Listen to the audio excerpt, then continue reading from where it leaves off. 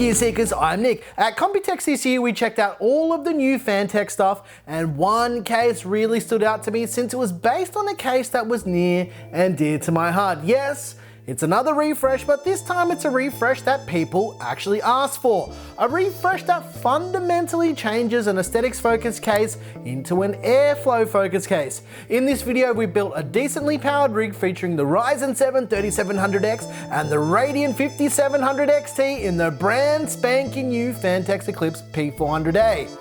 Build week continues. Let's do it.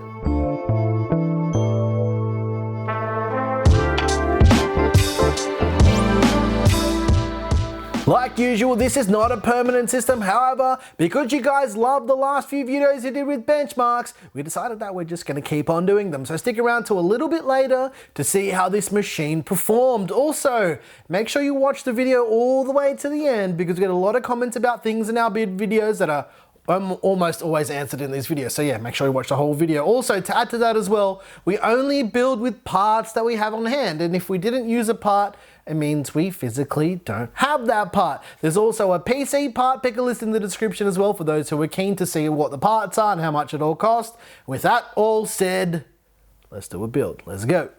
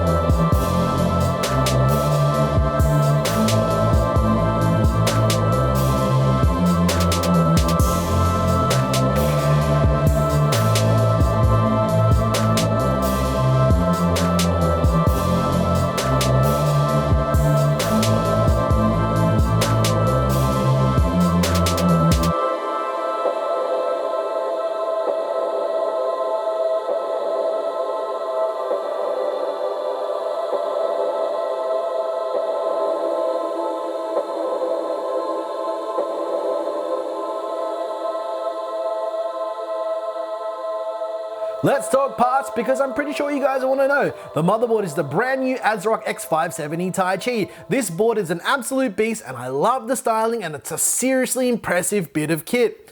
The CPU is the AMD Ryzen 7 3700X. The 3700X is an 8-core, 16-threaded multitasking and gaming BIOS. And it's also a great bang for buck.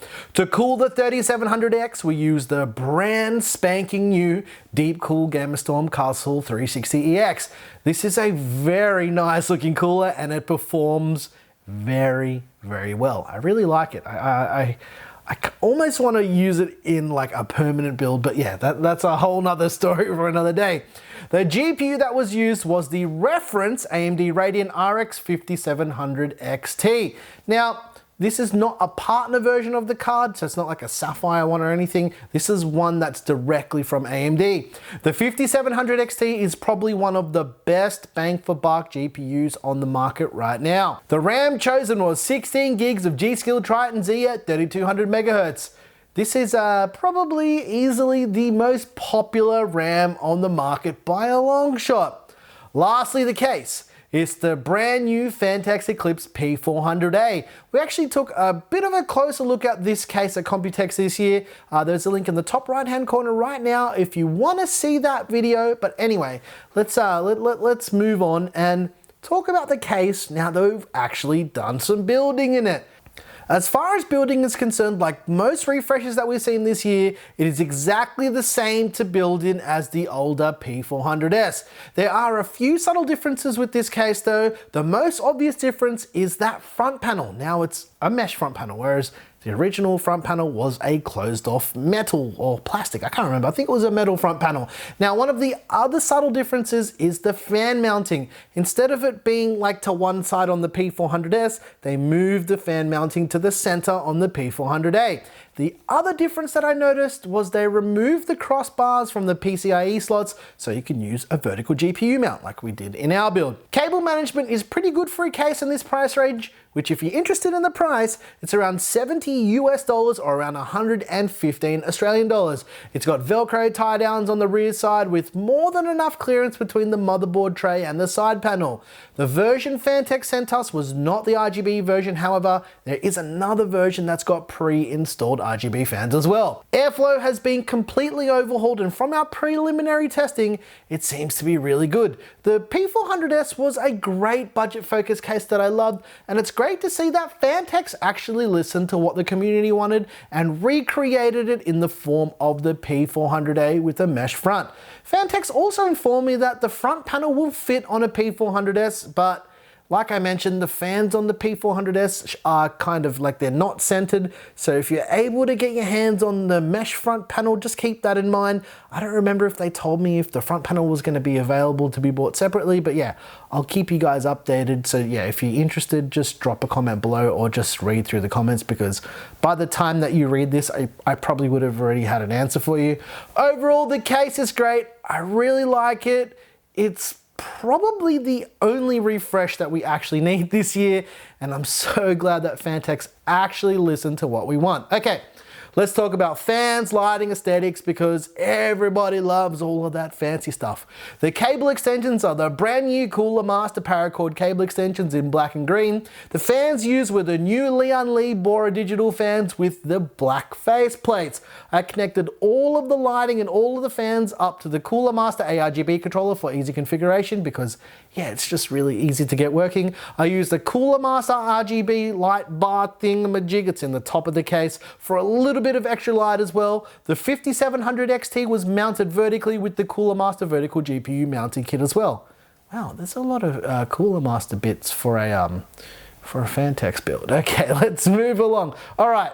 It's, you know what time it is. It's benchmarking time. Just be aware though, I didn't test this with every single benchmark on earth or every single game because there's just not enough hours in the day. I use our usual suite of benchmarks so you can go back to our other videos where we do all of these tests and see how the system did compared to those systems. Yeah, okay, let's do a benchmarking video. Let's go.